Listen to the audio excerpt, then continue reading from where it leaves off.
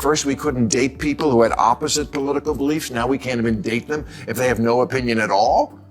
It's enough to make you lose faith in finding true love on a reality streaming series. And if you jilt a guy for not thinking enough about Black Lives Matter, just tell me this. What have you actually done that made any more of a difference in any black life than what your inadequate ex-fiancé did? I asked Senator Adam Schiff here last week when the subject of Trump's sliding poll numbers came up. Okay, but how are the Democrats going to blow it this time? This is how. Posturing, purity tests, the politics of I unfriend you if you're not exactly with me 1,000%. Barack Obama used to preach that the perfect is the enemy of the good. Yeah, it's also the enemy of getting laid. You'd think by now the Democrats would have gotten the message.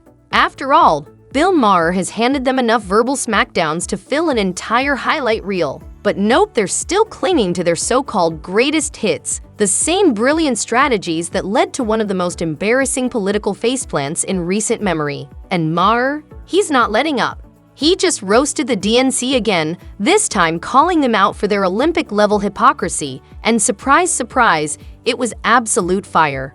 Before we dive into the clip, here's some quick context. A bride on a dating reality show straight up ditched the groom at the altar. Why? Because he wasn't woke enough. Yep, seriously. Take a listen. Here's what happened. The bride, an impressive, attractive nurse named Sarah Carton, walked out on her dream wedding to sales consultant Ben Mazenga. They were at the altar, all dressed up, almost to the part where they eat cake and do the electric slide. When Sarah broke the news to her man that she just couldn't go through with it. Had he cheated on her? Abused her? Was he a folk-singing Irish vampire? No, it was because of Black Lives Matter. Because if there's one thing we know about the young liberal women of today, it's that they are very, very high in their standards about everything. And Ben, while no racist, had not done the work on this issue. Nope, this isn't a fairy tale or a satire, and no, your ears aren't deceiving you. This actually happened on the reality show Love is Blind. Honestly, you've got to pause and ask, how did we get here as a society? A woman walked away from marrying a perfectly decent guy, not because he said something offensive, not because he had a shady past, but because he didn't have a polished TED talk ready to go on Black Lives Matter. Forget love languages now, it's all about political alignment or nothing. Apparently, if your partner isn't posting the right hashtags, it's swipe left. Welcome to dating in 2025. And of course, Bill Maher, never one to pass up a prime example of cultural absurdity, weighed in with his signature no-holds-barred commentary, and as expected, it was brutally funny. And that's when Sarah realized she'd rather die alone.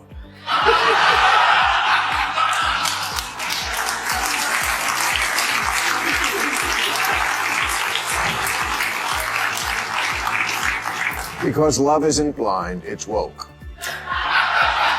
Well, now, to be fair to Sarah, it wasn't just Black Lives Matter. Ben also didn't have much to say about the vaccine. And his position on trans was basically, I don't know, I guess. Sarah's sister is gay, and when she told that to Ben, Ben said he had, quote, no discomfort around that community at all. Not good enough, Ben! I think what you meant to say is, fuck yeah, I fucking love it. These days, it's no longer about character, financial stability, or heaven forbid building a stable life together. Nope, that's all passé. The new gold standard for love and marriage? Being the wokest one in the room. Kindness, loyalty, actual compatibility? Please, that's so last decade. What really matters now is how many buzzwords you can drop in casual conversation and whether you've mastered your performative allyship checklist. It's almost like common sense is now a disqualifier. If you're not marching in lockstep with the latest progressive groupthink, you're apparently unworthy of love. The left's ever-shifting standards for relationships have officially crossed over from idealistic to flat-out absurd. At this point, we're not dating people, we're auditioning for parts in someone's ideological fantasy. And spoiler alert, blink too slowly during a social justice conversation and you're getting ghosted. Let me tell you, folks, if the standards on the left are going to be this high and politics is going to be this much of a cock block, we're never going to win elections or have any more babies. This inclination from certain liberals to always and immediately excommunicate instead of communicate is what makes them so unlikable. And I'm sorry, Sarah, to make you the poster child for this, but come on. I mean, look at this stiff. What'd you expect? And Bill, he doesn't hold back. He lays the blame squarely at the DNC's doorstep like an unwanted Amazon package no one's willing to claim. According to him, they lit the match that ignited this whole woke wildfire. Remember the pre-election days when some women proudly wore armbands to signal they were anti-Trump voters? That wasn't just a political stance, it was a dating filter. No Republicans allowed. Love, apparently, came with a voting record requirement. The Democrats didn't just turn a blind eye to this trend, they encouraged it. They painted Trump as a fascist, then implied that anyone who voted for him must be marching in jackboots right behind him. The result? A hyper-polarized culture where dating across party lines is treated like treason. And surprise, that kind of extremism didn't unify the country, it drove people away. It helped deliver one of the Democrats' most embarrassing political defeats last November. So could they pause to reflect, rethink their strategy? Of course not. They doubled down, because nothing screams solid leadership like repeating the same mistake and expecting a standing ovation. Okay, you're a much better person than he is. You win. And by win, I mean lose. Christ, first we couldn't date people who had opposite political beliefs. Now we can't even date them if they have no opinion at all. It's enough to make you lose faith in finding true love on a reality streaming series.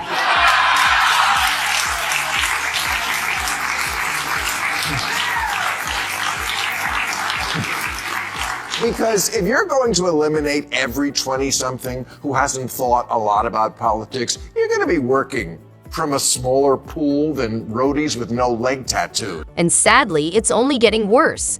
It's no longer just about refusing to date someone with opposing political views now. Even being politically neutral is a deal breaker.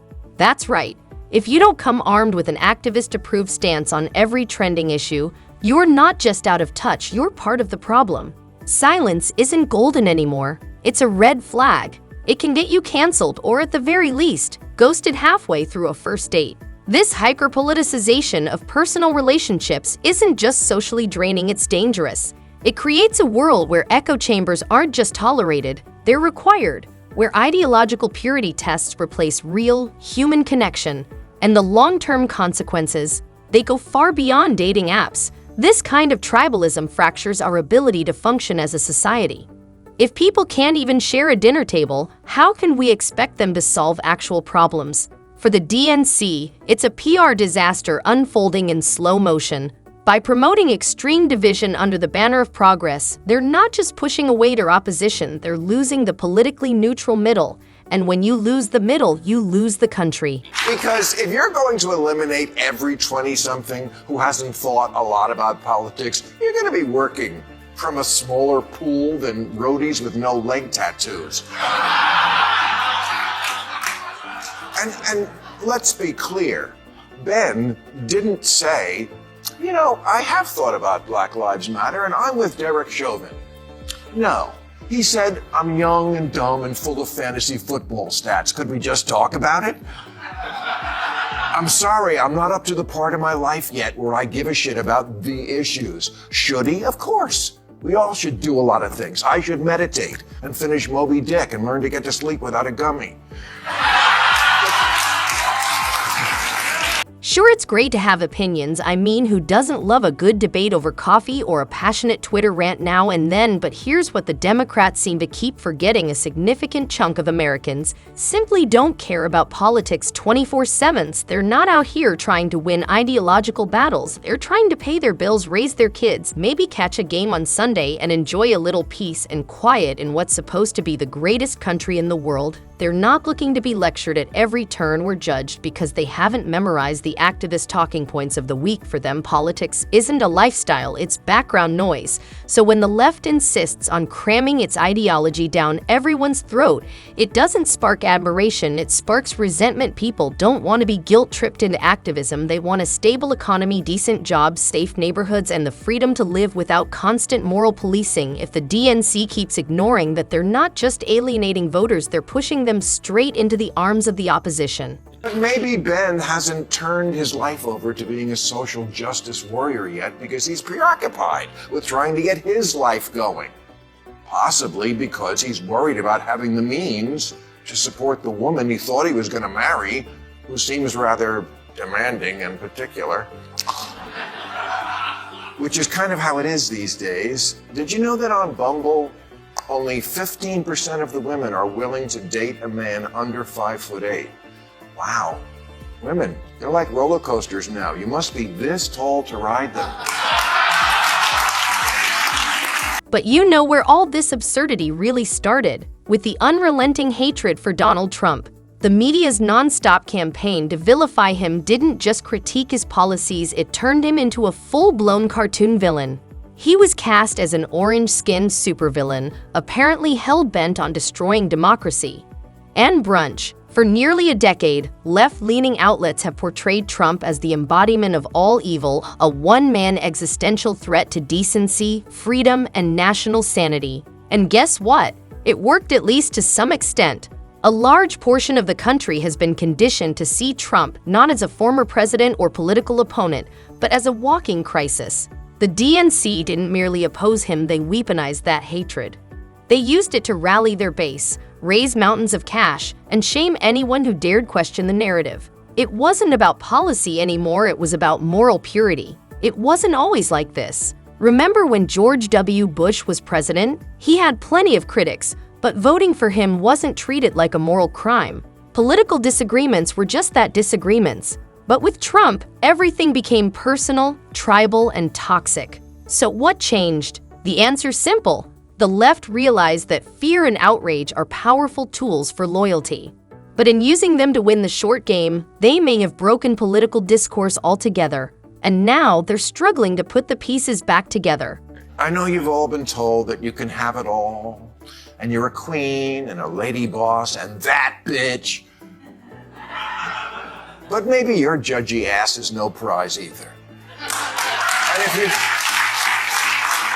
At first glance, you might think Maher was just taking a jab at the bride, the one who ditched her fiancé at the altar for not being woke enough. And sure, he probably was. But listen a little closer, and it's clear he's aiming at a much bigger target: the Democratic Party itself. For years, the Democrats have styled themselves as the moral compass of America, the enlightened few, perched on a progressive pedestal, guiding the rest of us toward the light. In their eyes, they're not just a political party. They're the last line of defense, the saviors, the heroes. And if you're not with them, well, you must be ignorant, backwards, or tragically misled. That kind of superiority complex has become baked into their identity. Compromise feels like betrayal. Dissent? Treated as heresy. They've built an echo chamber so deafening, they can't hear the millions of Americans who aren't looking for sermons, just some sanity. And now, ironically, one of their own, Bill Maher, is calling them out. Because when you start treating half the country like second-class citizens, don't be shocked when your grip on power starts slipping. And if you jilt a guy for not thinking enough about Black Lives Matter, just tell me this. What have you actually done that made any more of a difference in any black life than what your inadequate ex-fiancé did? I asked Senator Adam Schiff here last week when the subject of Trump's sliding poll numbers came up. Okay, but how are the Democrats going to blow it this time? This is how. Posturing, purity tests, the politics of I unfriend you if you're not exactly with me 1,000%. Barack Obama used to preach that the perfect is the enemy of the good. Yeah, it's also the enemy of getting laid. Bill wraps it all up with a bow and, unsurprisingly, brings it right back to the Democrats. His message? Crystal clear. The DNC would do themselves a massive favor by stepping off their high horse of moral superiority and actually connecting with everyday Americans. You know, the ones more worried about paying rent, affording groceries, and keeping their families safe than attending the next ideological seminar. Instead of preaching from an ivory tower, maybe it's time they listened, really listened, to the day-to-day struggles of working-class people, to the voters they claim to fight for. Build a message with them, not at them. Because until the Democrats stop alienating the very people they say they represent, they'll keep watching elections slip through their fingers. Moral posturing might rack up likes on Twitter, but it doesn't win over the guy driving a truck in Ohio or the single mom juggling 2 jobs in Arizona. If the DNC wants to stay relevant, they need less arrogance, more authenticity, and a serious reality check. Courtesy of Bill Maher. That's it for today. If you enjoyed this, hit that like button and subscribe so you never miss one of our fiery takes. Thanks for watching, and we'll see you in the next one.